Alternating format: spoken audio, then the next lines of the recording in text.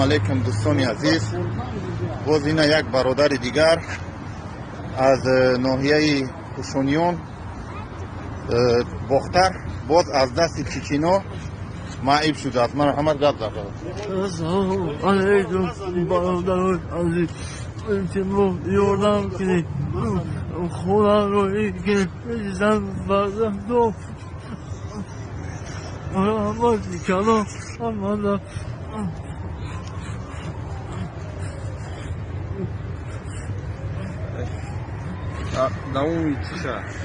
اینه برادر سوق سلامت بود، در یک فرم کار میکرد در شهر کازان رایون بوگولما. از دست چیچینو معیب شده است. یک ماه 28 روز شد این بچه در بیمارخانه خوب بود. انا با این حال این بیمیاره. التماس برادران تاجیک کدومی که امکانیت دارد دستگیری کنیم، این برادر را به وطن روان کنیم، احوال اینه را بینیم. نمیشه بیچاره هم مش میلرزه. اینا نگاهش کنید. برای سومی خیلی طلب کرده است. وای چیچینو اومدن 6 کسه 7 کسه زدنش. انشاءالله از شما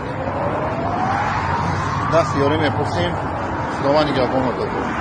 فدایت خاتون کوچه وقتی و ابراهیم خانه 20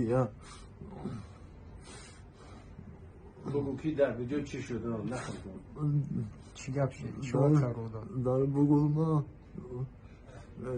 شهر تتاریستان ما در فرمان کار فعالیت میکرده همراه برادرای تاجیک، ازبک، قرقی.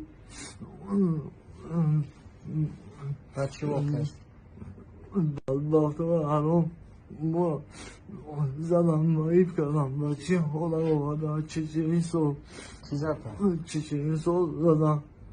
کهشی دی واقعا؟ این واقعا همه روز اینا یک ماه 28 روز شد که با دستگیری برادرای تاجیک که در همون بگولما من دستگیری کردم بانیسه بودم. اونجا تبابت کردم که تبابت با اوقع نرسید. به همین حال گرفتار شدم.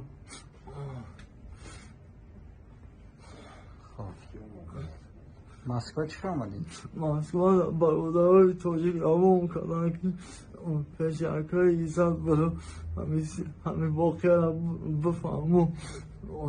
رحمت کلام برکه ایزد که دستگیری کرد، ما را قبول کرد.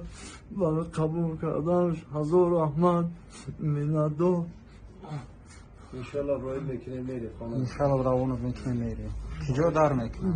من بیشتر که سرم در میکنم عذاب میکشم نشاو دارم خواهکن نبود.